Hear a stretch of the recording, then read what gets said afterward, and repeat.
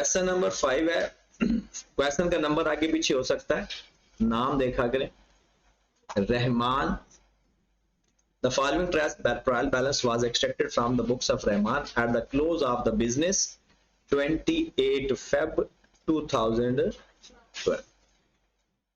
Purchase and sale, अब ये दोनों इकट्ठे बताए हुए हैं, यहां पर हमारी कॉमन सेंस चलेगी। वैसे तो यहां लिखा हुआ है ना परचेज पहले सेल बाद में, लेकिन हम डेबिट क्रेडिट की नेचर से देखें।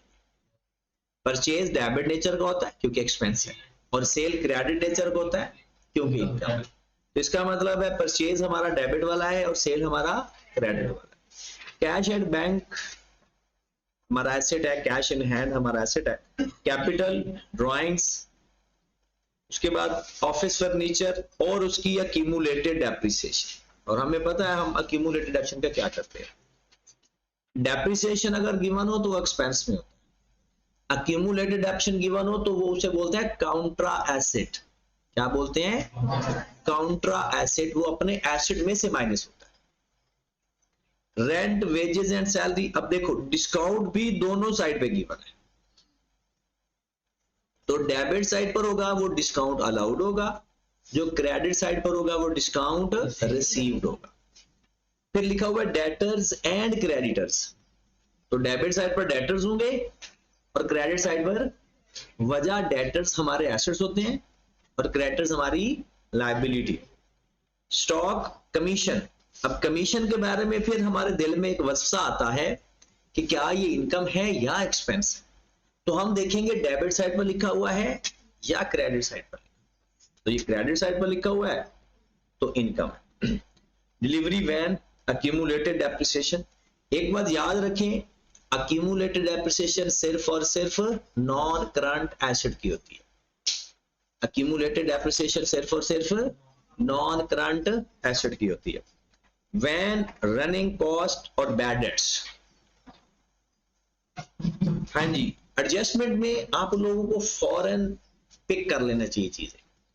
क्या लिखा हुआ है? वेजेस, स्टॉक है 2400 का। एक और हिंट बताता हूं, ये जो एडजस्टमेंट में कोई भी चीज होगी ना, इसको कम से कम दो जगह पे लिखा जाता है। ट्रायल बैलेंस में जो भी चीज होगी ना वो सिर्फ एक जगह पर आएगी। ट्रायल बैलेंस में जो कुछ भी होगा वो सिर्फ एक जगह आया करेगी, जिधर भी आ जाए। एडजस्टमेंट में जो भी चीज होगी वो एट लीस्ट दो जगह पे आएगी। आपने देखा होगा इतने सवाल हमने किए बेसिक टाइप के। क्लोजिंग स्टॉक हमेशा ट्रायल बैलेंस के बाहर होता था, कभी भी आपने अभी तक एक सवाल भी ऐसा नहीं किया कि ट्रायल बैलेंस के अंदर क्लोजिंग स्टॉक। इसलिए हम उसके दो इफेक्ट लेते हैं, एक कॉस्ट ऑफ सेल से माइनस करते हैं और दूसरा करंट एसेट में लिखते हैं। बाकी जितनी भी चीजें हैं उनका सिर्फ एक इफेक्ट लेते हैं। तो बिल्कुल ऐसे ही है कि जो आपके पास क्लोजिंग स्टॉक है वो एक कॉस्ट ऑफ सेल से माइनस भी होगा और करंट एसेट में भी जाएगा। Wages and salary accrued, occur but not paid, किधर किधर जाएगा? वेजेस एंड सैलरीज में ऐड भी होगा और लायबिलिटी में। रेंट प्रीपेड, रेंट में माइनस होगा, करंट एसेट में जाएगा। और इसकी एंट्री भी दिमाग में हमेशा पास किया करो, ये आप लोगों के लिए बेहतर है। जो हमने एडजस्टिंग एंट्रीज नहीं पढ़ी, ये आप हमेशा पास किया करो। उसके बाद है van running cost. Van running cost owing ₹230, इसका मतलब है van running cost accrued but not paid. तो वैन रनिंग कॉस्ट में ऐड कर देंगे और आगे लायबिलिटी में लिखेंगे। Commission receivable 110। अब हम इसको हल करते हैं एक सवाल, फिर उसके बाद नई एडजस्टमेंट पे चलते हैं। सबसे पहले इसका नाम लिखेंगे जी,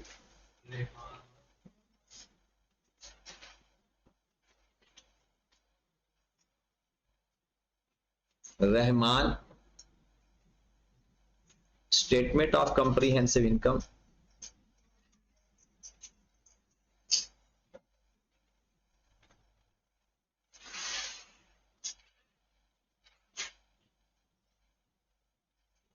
द ईयर एंडेड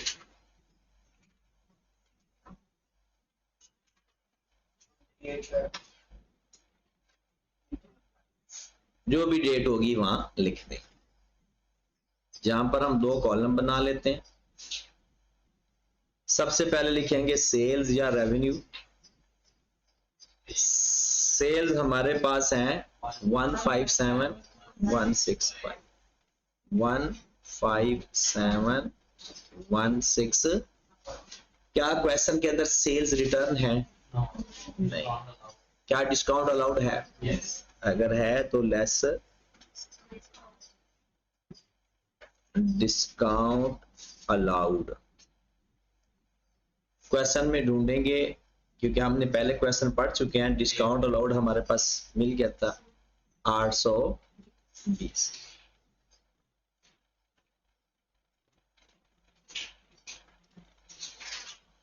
ये हमारे पास नेट सेल्स आ जाएंगे। करो जरा माइनस 156,345। उसके बाद हम लिखेंगे less cost of cell.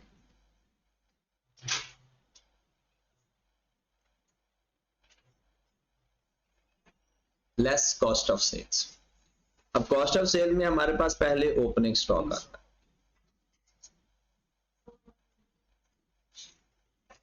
Opening stock कितना है जी? 4120। इसमें हम प्लस करेंगे परचेजेस। अब परचेजेस हमारे पास क्वेश्चन के स्टार्ट में गिवन थी 92,800 92800। अब हम इसमें करते हैं कैरेज इन एड, वो है ही नहीं। फिर हम परचेज रिटर्न माइनस करते हैं, वो भी नहीं। फिर हम लेस करते हैं डिस्काउंट रिसीव्ड, वो है। हाँ जी, डिस्काउंट रिसीव्ड कितना है जी? 160।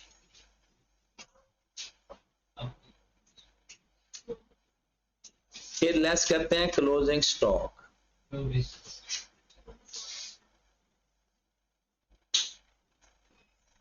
क्वेश्चन आपने सामने है तो 2400।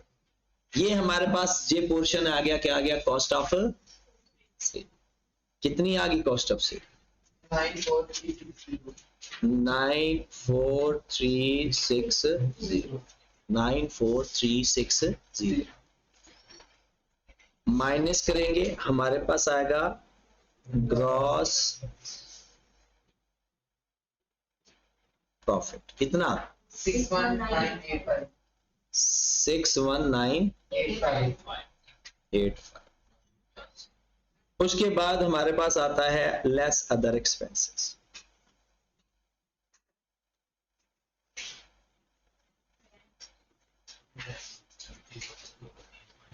अब अदर एक्सपेंसेस में अगर हम देखें, हमारे पास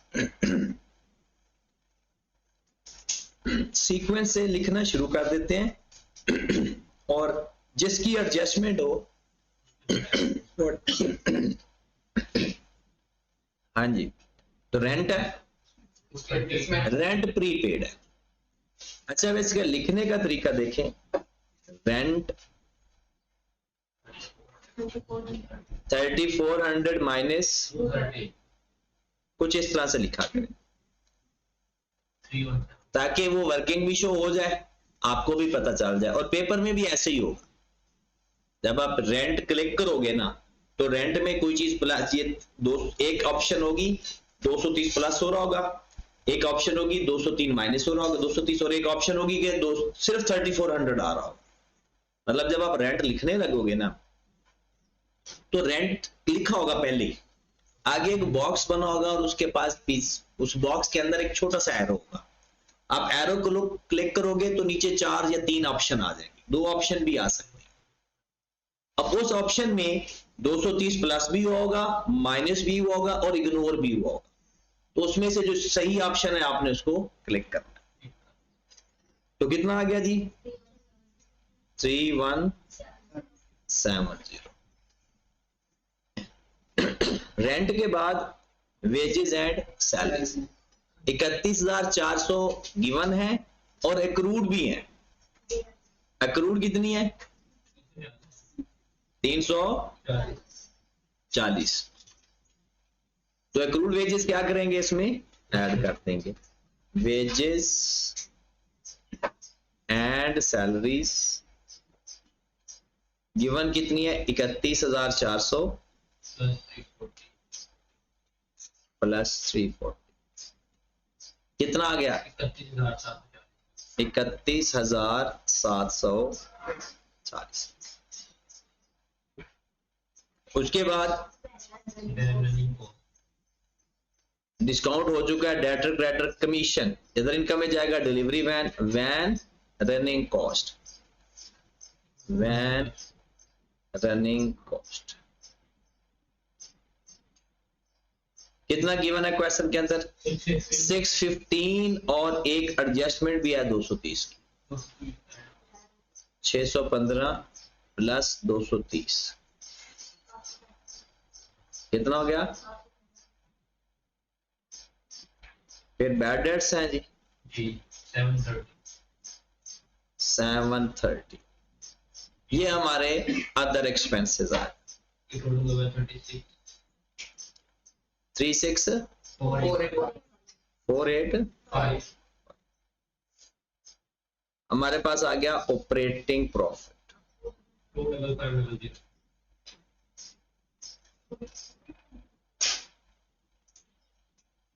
255।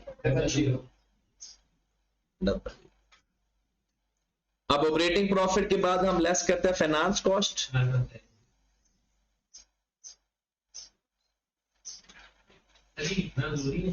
नहीं लिखना जरूरी नहीं है, बट हम ना एक आदत बना लेते हैं ताकि ना ये चीज याद रहे। कुछ चीजें होती है कि भूल जाता है बंदा, और अगर क्वेश्चन के अंदर ऑपरेटिंग प्रॉफिट का बॉक्स नहीं है ना, तो फिर तो फाइनेंस कॉस्ट भी ऊपर वाले एक्सपेंसेस के साथ ही एडजस्ट होकर डायरेक्ट नेट प्रॉफिट आता है।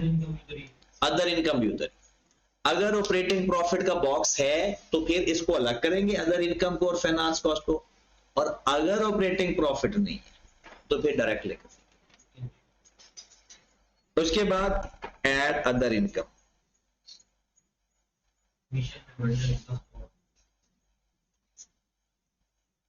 हमारे पास अदर इनकम में कमीशन है। कमीशन क्वेश्चन के अंदर गिवन है 405 और एडजस्टमेंट के अंदर गिवन है 110। रिसीवेबल, रिसीवेबल मतलब अक्रूड। अक्रूड हमेशा प्लस होता है, चाहे वो एक्सपेंस हो चाहे वो लायबिलिटी सॉरी इनकम हो, और प्रीपेड हमेशा माइनस होता है, चाहे वो इनकम हो चाहे वो एक्सपेंस हो। अब 405 प्लस 110 कितना आ गया? 515। हमारे पास आ जाएगा नेट प्रॉफिट। ऐड होगा ये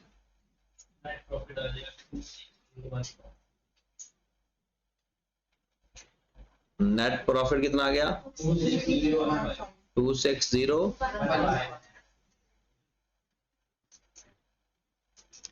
ठीक होगी बात। उसके बाद हमने करना है statement of financial position. Rahman, statement of financial position.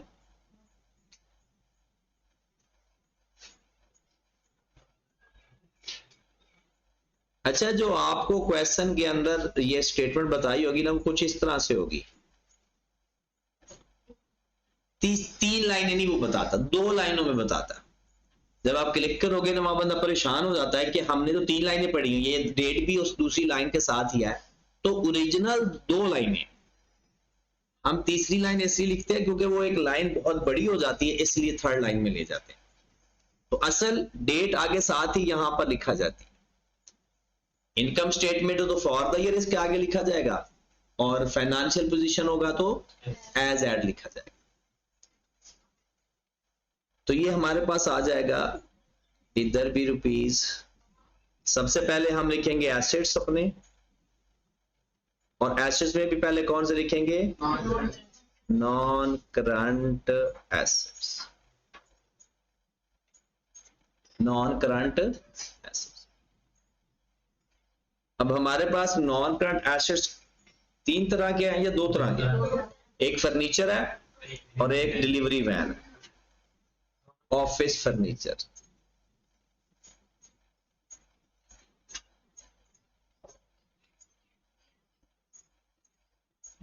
$4900 cost है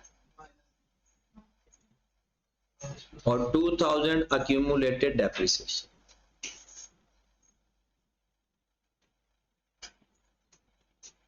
डिलीवरी वैन कॉस्ट कितनी है? 4750।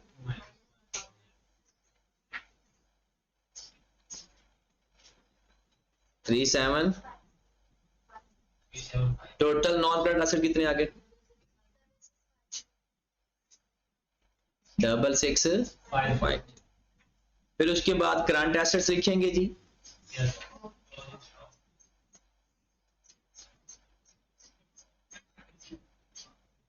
सबसे पहले स्टॉक लिखते हैं और यहां पर हमेशा क्लोजिंग स्टॉक आता है 2400। फिर इसके बाद डेटर्स आते हैं, ये 2 पहले लिख लिया करो।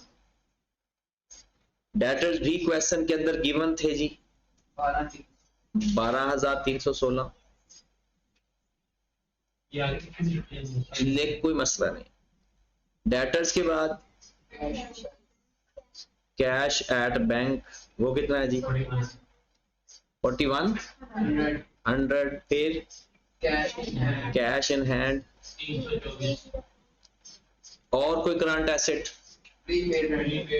हाँ, अब एडजस्टमेंट वाली चीजें अक्सर लोग भूल जाते हैं। वैसे एक और तरीका भी है, वो अगले क्वेश्चन में आपको अप्लाई भी करवाऊंगा। प्रीपेड रेंट, वैसे कैश एंड बैंक से पहले लिखते होते हैं, कैश एंड बैंक एंड पे लिखते होते हैं बस। प्रीपेड रेंट कितना है? 230। कमीशन रिसीवेबल, ये एडजस्टमेंट वाले हैं। कमीशन रिसीवेबल, क्योंकि एक एक इफेक्ट हम ले चुके हैं, एक एक इफेक्ट उसका भी रहता था। प्रीपेड रेंट को एसेट में भी लिख दिया और कमीशन रिसीवेबल को एसेट में लिख दिया। अब इनका टोटल करके बता दो। 19480 हमारे पास टोटल एसेट्स आ जाएंगे। 2613 ये हमारे पास टोटल एसेट्स आ गए। फिर उसके बाद हम लिखते हैं इक्विटी एंड लायबिलिटीज।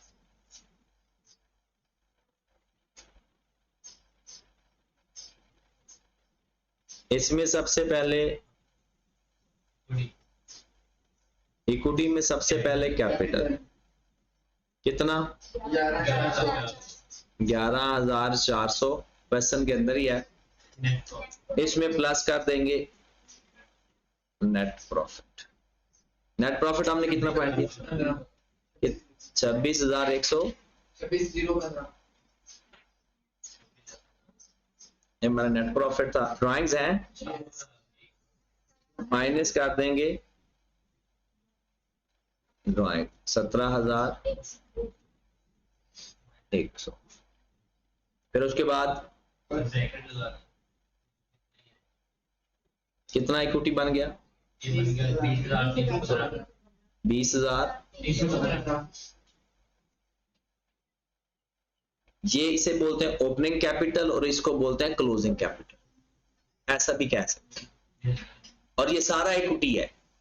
पहले वाला ओपनिंग इक्विटी था और जो आंसर आ गया that is closing equity.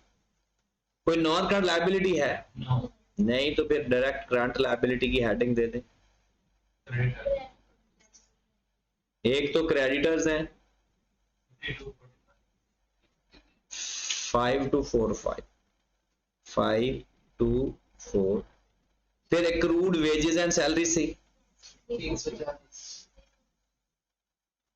Accrued wages and 340। फिर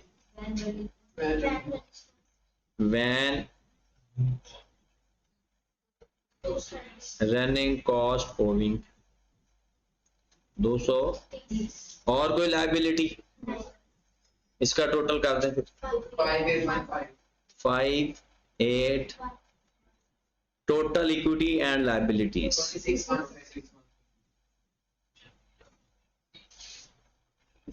2613।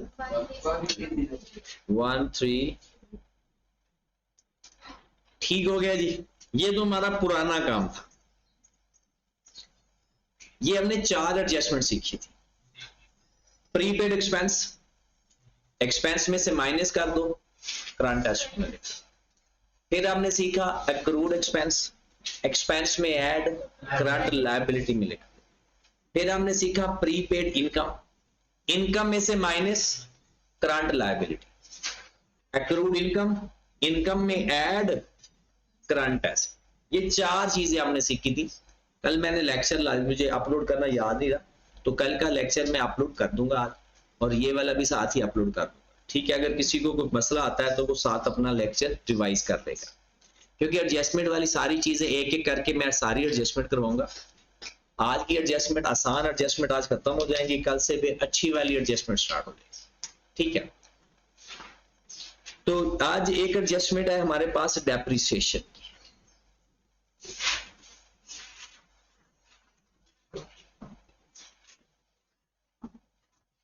अच्छा, इसके बारे में, डेप्रिसिएशन के बारे में सुन ले पहले। इफ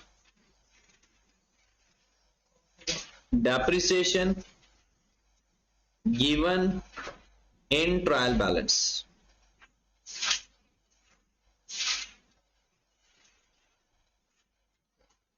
अगर डेप्रिसिएशन की अमाउंट ट्रायल बैलेंस में गिवन है, अगर डेप्रिसिएशन की अमाउंट ट्रायल बैलेंस में गिवन है, तो ये सिर्फ और सिर्फ अदर एक्सपेंस में जाएगी।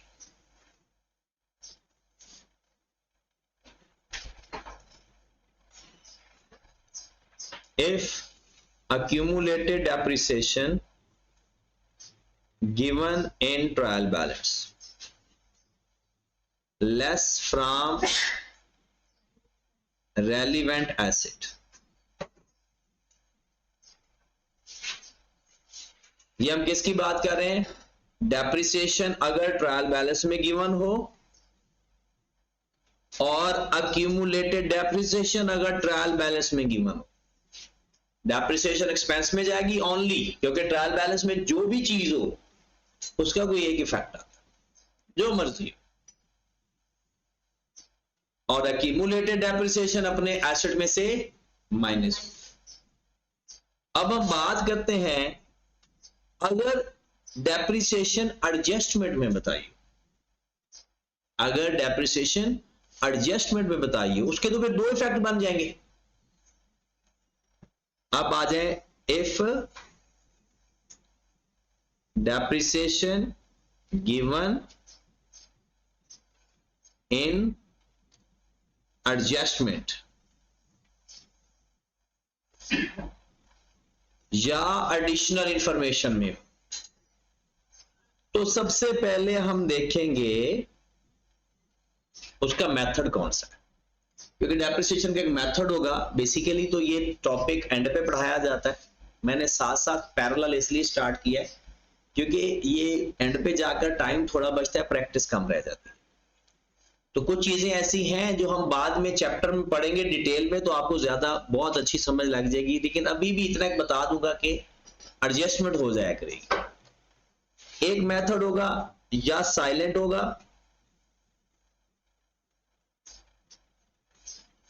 या लिखा होगा ऑन कॉस्ट, या लिखा होगा straight line method.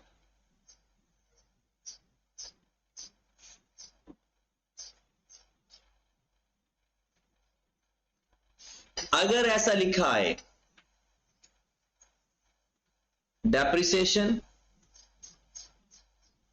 Applied on cost without deducting accumulated depreciation, क्या लिखा हुआ है इसके बारे में, डेप्रिसिएशन अप्लाई, ये बस ओके करना है, दिमाग में याद रहे, किसके ऊपर, ऑन कॉस्ट, डेप्रिसिएशन कॉस्ट पे अप्लाई कर देनी है। कैसे करनी है वो भी हम सीखते हैं, विदाउट डिडक्टिंग अक्यूमुलेटेड डेप्रिसिएशन, मतलब अक्यूमुलेटेड डेप्रिसिएशन माइनस करके डेप्रिसिएशन ही लेनी है। ऐसा होता है ना क्वेश्चन के अंदर आपको कॉस्ट भी बताई होती है, अक्यूमुलेटेड डेप्रिसिएशन भी बताई होती है। अब दो मेथड है, एक मेथड है कि आपने अक्यूमुलेटेड डेप्रिसिएशन माइनस नहीं करनी, डायरेक्ट कॉस्ट पर डेप्रिसिएशन ले लेनी, और एक मेथड है दोनों को माइनस करके डेप्रिसिएशन लेनी है।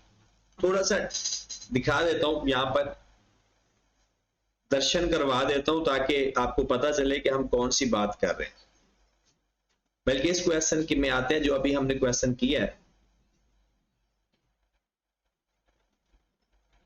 आपके पास ये फर्नीचर था 4900 और अक्यूमुलेटेड डेप्रिसिएशन थी 2000।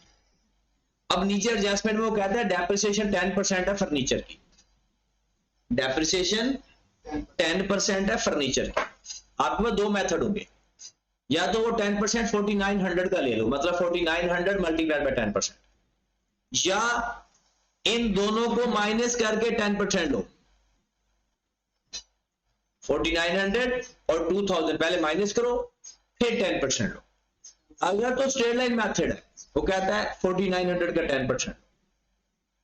अगर रिड्यूसिंग बैलेंस मेथड होगा, अगर वो सवाल के अंदर बताएगा, अगर रिड्यूसिंग बैलेंस मेथड होगा तो इन दोनों को रिड्यूसिंग बैलेंस, क्या मतलब है, रिड्यूसिंग बैलेंस मतलब रिड्यूस करके, तो माइनस करके डेप्रिसिएशन लेनी है, फिर 2900 की डेप्रिसिएशन आएगी। कैसे वो बाद में, अभी सिर्फ इतना पता होना चाहिए कि अगर स्ट्रेट लाइन मेथड है, साइलेंट है, कुछ नहीं बताया हुआ, ऑन कॉस्ट लिखा हुआ है, स्ट्रेट लाइन मेथड लिखा हुआ है, आपने कॉस्ट की डेप्रिसिएशन, कॉस्ट के ऊपर रेट अप्लाई करना है। अगर क्वेश्चन के अंदर वो लिख देता है reducing balance method, reducing balance method, या इसका एक और नाम है return down value method, return down value method, अगर वो ये मेथड लिख दे, एक ही मेथड के दोनों नाम है, तो फिर आपने depreciation apply, depreciation apply after deducting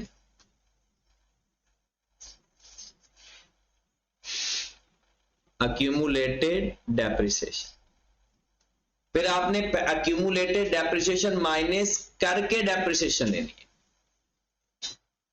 ये डेप्रिसिएशन फाइंड करने का तरीका है। कुछ ना बताया हो, साइलेंट हो, तो कॉस्ट, अगर वो रिड्यूसिंग बैलेंस मेथड या रिटर्न डाउन वैल्यू मेथड कहता है तो माइनस करने के बाद। कैसे, अभी सिर्फ इतना पता होना चाहिए, जब सवाल करेंगे कि खुद ब खुद अप्लाई हो जाएगा। इससे आपके पास डेप्रिसिएशन की अमाउंट आ जाएगी। अब वो डेप्रिसिएशन की अमाउंट कहां लिखेंगे, जो डेप्रिसिएशन फाइंड कर लेंगे किसी भी मेथड के तहत, वो डेप्रिसिएशन अब लिखनी है ना इनकम स्टेटमेंट में या फाइनेंशियल पोजीशन के, तो आपके ख्याल में कहां लिखनी चाहिए डेप्रिसिएशन, फंसी डेप्रिसिएशन ऑफ फाइंड। पहली बात दोबारा एक दफा सुने, अगर डेप्रिसिएशन ट्रायल बैलेंस में गिवन हो तो सिर्फ एक्सपेंस में लिखते हैं बस। अगर अक्यूमुलेटेड डेप्रिसिएशन ट्रायल बैलेंस में गिवन हो तो अपने एसेट में से माइनस होता है, ये हम पहले पता कर चुके हैं। अब आगे एडजस्टमेंट में, एडजस्टमेंट के बारे में मैंने एक बात बताई है कि उसको दो जगह लिखा जाता है। एडजस्टमेंट में कोई भी चीज हो दो जगह। अब बताएं वो दो जगह एक का कौन कौन सी हो सकती है डेप्रिसिएशन, एक वो एक्सपेंस में लिखा जाएगा और दूसरा अपने एसेट में से माइनस भी होगा अक्यूमुलेटेड डेप्रिसिएशन के साथ। एक वो एक्सपेंस में लिखा जाएगा और दूसरा अपने ही, और डेप्रिसिएशन कहते हैं किसी एसेट की वैल्यू कम होना। डेप्रिसिएशन किसे कहते हैं, किसी एसेट की वैल्यू कम होना। तो एक तो वो एक्सपेंस में जाएगा क्योंकि हमारे एसेट की वैल्यू कम हो रही है, और दूसरा एक्चुअल में अपने एसेट की वैल्यू में से कम भी होगा, माइनस भी होगा। तो अगर डेप्रिसिएशन की एंट्री पूछना चाहो कि सर आप डेप्रिसिएशन की एंट्री बता दें, तो वो डेप्रिसिएशन की एंट्री होती है depreciation expense debit, depreciation expense debit, accumulated depreciation credit या relevant asset credit। दोबारा इसको जरा चेक करिएगा, डेप्रिसिएशन एक्सपेंस डेबिट हो रहा है, एक्सपेंस बढ़ रहा है या कम हो रहा है? बढ़ रहा है, ये एक्सपेंस में चला जाएगा। अक्यूमुलेटेड डेप्रिसिएशन क्रेडिट हो रहा है या एसेट क्रेडिट हो रहा है, ये एक टेक्निकल बात है। एसेट क्रेडिट होने का मतलब क्या है? एसेट में से माइनस कर देंगे। अक्यूमुलेटेड डेप्रिसिएशन क्रेडिट होने का मतलब क्या है? अक्यूमुलेटेड डेप्रिसिएशन बढ़ रही है। अक्यूमुलेटेड डेप्रिसिएशन क्रेडिट होने का मतलब क्या है? अक्यूमुलेटेड डेप्रिसिएशन बढ़ रही है। सियाने कहते हैं या एसेट में से माइनस कर दो या अक्यूमुलेटेड डेप्रिसिएशन में ऐड कर दो, इसका सेम इफेक्ट आता है। कैसे? क्या कहते हैं? या एसेट में से माइनस कर दो या अक्यूमुलेटेड डेप्रिसिएशन में उस अमाउंट को ऐड कर दो, इफेक्ट सेम आएगा। कैसे? अक्यूमुलेटेड डेप्रिसिएशन भी तो एसेट में से माइनस करनी है और डेप्रिसिएशन भी माइनस करनी है। अब अलग से माइनस कर दो या उसमें प्लस करके माइनस कर दो। नहीं समझ लगी? एग्जांपल से समझाता हूं। देखिए, आपके पास ऊपर क्वेश्चन के अंदर एसेट पड़ा है, एसेट की कॉस्ट पड़ी है 10,000 और उसकी अक्यूमुलेटेड डेप्रिसिएशन पड़ी है 3,000। ठीक है, आपकी एडजस्टमेंट में डेप्रिसिएशन आई है 1,000। ये कहां से पता चली? एडजस्टमेंट में, ट्रायल बैलेंस में नहीं है। अब हमने कहा इस 1,000 को एक तो जाकर एक्सपेंस में लिख देंगे, अदर एक्सपेंस में। दूसरा, या यहां से माइनस कर देना या इसमें ऐड कर देना। या है, एंड नहीं, या। अगर मैं इसमें से माइनस करता हूं, 10,000 में से 1,000 माइनस किया 9,000 और 9,000 में से ये भी तो माइनस करना है, तो 6,000। या फिर इसमें से माइनस ना करें, 3,000 में 1,000 ऐड करें 4,000, तो 10,000 में से 4,000 माइनस, तो 6,000। तो डेप्रिसिएशन जो एडजस्टमेंट में गिवन होगी या तो एक्सपेंस में जाएगी, एक्सपेंस में तो जानी जानी है, और या ये डायरेक्ट माइनस कर दोगे या इस 3,000 में अक्यूमुलेटेड डेप्रिसिएशन में ऐड कर दो, तो डायरेक्ट माइनस कर देंगे, और अगर अवेलेबल होगी तो उसमें प्लस कर दिया करें। ठीक होगी बात? एक एडजस्टमेंट तो हो गई। दो एडजस्टमेंट है, फीकी फीकी सी एडजस्टमेंट है।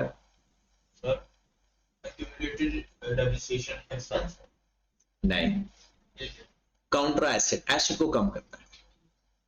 Depreciation expense, accumulated depreciation asset को कम करता है। दो इफेक्ट होते हैं ना, डेप्रिसिएशन एक्सपेंस में भी चला जाएगा और अक्यूमुलेटेड डेप्रिसिएशन के नाम से एसेट को कम भी कर देगा। ये बेसिकली एसेट को कम किया जाता है। वो कहता है कि इसको डिटेल में हम इस चैप्टर में जाकर पढ़ेंगे, ऐसे ही टाइम जाया होगा अभी। सिर्फ अभी इतना बस याद कर लो ताकि हमारे सवाल होना शुरू हो जाए। रट्टा मान लो, जब चैप्टर पढ़ेंगे तो फिर समझ भी लग जाएगी, क्योंकि इसका पूरा पूरा चैप्टर है। हर एडजस्टमेंट, एक्रूअल एंड प्रीपेमेंट्स का पूरा चैप्टर है, डेप्रिसिएशन का पूरा चैप्टर है। हर एक जो पढ़ेंगे ना इसके अंदर, वो सारा सारा पूरा पूरा चैप्टर है उसका। अच्छा, एक और चीज है, हाँ वो पूरा चैप्टर है, वो चैप्टर नंबर 4 जाकर देखना, तो ये एक्रूअल प्रीपेमेंट्स की बातें हो रही। ये चैप्टर नंबर 6 है जो अभी हम पढ़ रहे हैं। कल चैप्टर नंबर 5 पढ़ेंगे, मतलब उसकी एडजस्टमेंट पढ़ लेंगे, डिटेल में उसकी अंग्रेजी जाकर चैप्टर में अंदर जाकर पढ़ेंगे। हाँ जी, एक होता है interest on capital.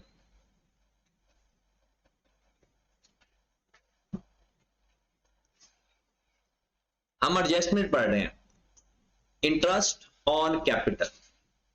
Business entity concept क्या होता है, किसी को पता है? Business entity concept, all events and transaction of a business is separate from its capital किसका है, ऑनर का है या बिजनेस का है? ऑनर से लिया हुआ है, ऐसा ही है। ऑनर से बिजनेस ने पैसा लिया हुआ है, उसको कैपिटल बोलते हैं। अगर बिजनेस बैंक से पैसा लेता है तो फ्री में लेगा या उसके बदले उसे कुछ देना पड़ेगा, इंटरेस्ट देना पड़ेगा। और अगर वो अपने मालिक से पैसा लेता है जब है सेपरेट, तो उसको भी इंटरेस्ट देगा, उसको भी इंटरेस्ट देगा। अब उस इंटरेस्ट को बिजनेस के लिए वो एक्सपेंस हुआ या इनकम हुई? इंटरेस्ट ऑन कैपिटल, मतलब हमने ओनर से पैसा लिया, हम बिजनेस हैं, ओनर से पैसा लिया, अब उसके ऊपर इंटरेस्ट अगर हम देंगे तो वो हमारे लिए एक्सपेंस होगा या इनकम होगी? एक्सपेंस होगा। और ऑनर के लिए वो क्या है? इनकम नहीं, ऑनर के लिए वो उसका कैपिटल बढ़ गया। इंटरेस्ट ऑन कैपिटल है ना, आपने 10,000 1 लाख इन्वेस्ट किया, 1 साल बाद उसके ऊपर आपको इंटरेस्ट मिल गया 10,000। बिजनेस के लिए तो ये एक्सपेंस है, ओनर के लिए कैपिटल में इजाफा हो गया। वो 10,000 पहले 1 लाख था, अब 1,10,000 हो गया। जैसे जैसे इंटरेस्ट बढ़ता जाएगा बिजनेस का एक्सपेंस होगा और ओनर का कैपिटल बढ़ता रहेगा, क्योंकि ओनर 2 तरह से रिलेशन रख सकता है बस। ओनर के सरमाए में इजाफा होगा बिजनेस में तो कैपिटल, और ओनर अगर निकालेगा तो ड्रॉइंग्स। इसके अलावा ओनर कुछ नहीं कर सकता। कुछ करेगा बिजनेस के लिए तो कैपिटल, कुछ निकालेगा तो ड्रॉइंग्स। अब इंटरेस्ट ऑन कैपिटल की एंट्री अगर मैं देख, बल्कि आप ये लिख लें, और मैं कहता हूं ये अभी ना लिखें, क्योंकि ये सोल ट्रेडर में नहीं आता, हमारे सिलेबस में नहीं, ये हमारे सिलेबस में पार्टनरशिप के अंदर, तो मैं आपको पार्टनरशिप के साथ पढ़ाऊंगा, ठीक है। अभी आपने बस ये करना है, क्वेश्चन नंबर 7 पे आओ जरा।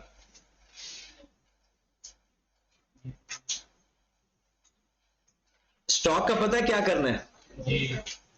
आगे देखो, मशीनरी एंड बिल्डिंग डेप्रिशिएटेड 10%। इसका मतलब है कुछ नहीं बताया हुआ रेट के बारे में, तो आपने मशीनरी किधर पड़ी हुई है, ये आपके पास मशीनरी पड़ी हुई है, इसका 10% लेंगे, एक एक्सपेंस में लिखेंगे और एक अपने एसेट में से भी माइनस करके लिखेंगे जब करंट लिखेंगे, नॉन करंट। फिर बिल्डिंग भी पड़ी होगी कहीं,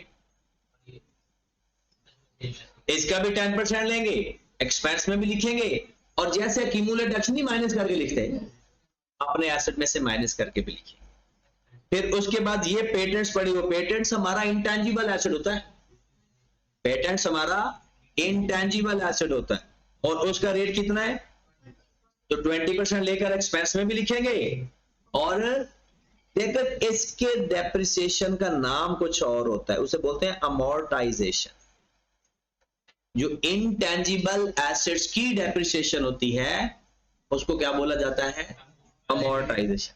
salary amounting are unpaid, 30,000 unpaid salary है जी, तो क्या करेंगे, क्या क्या करेंगे, एक्सपेंस में ऐड होगा और लायबिलिटी में जाएगा। Insurance paid in advance, current asset में भी लिखेंगे और एक्सपेंस में माइनस भी करेंगे। Rent receivable, rent receivable accrued rent है, रेंट में ऐड होगा और करंट एसेट में भी लिखा जाएगा। ये क्वेश्चन नंबर क्या था, 8 पे आए। 8 में ये एडजस्टमेंट का कत्ल कर दे पक्का पक्का, एडजस्टमेंट नंबर 4 करनी ही नहीं है। क्लोजिंग स्टॉक गिवन है जी, एक्रूड वेजेस हो जाएंगी, rates prepaid, depreciation, telephone outstanding, outstanding का मतलब क्या है, accrued, unearned commission, unearned commission, unearned income, commission में से माइनस करंट लायबिलिटी। ये आपने कल 2 सवाल करके आने हैं, क्वेश्चन नंबर 7 और प्लस क्वेश्चन नंबर 8, ठीक हो गया।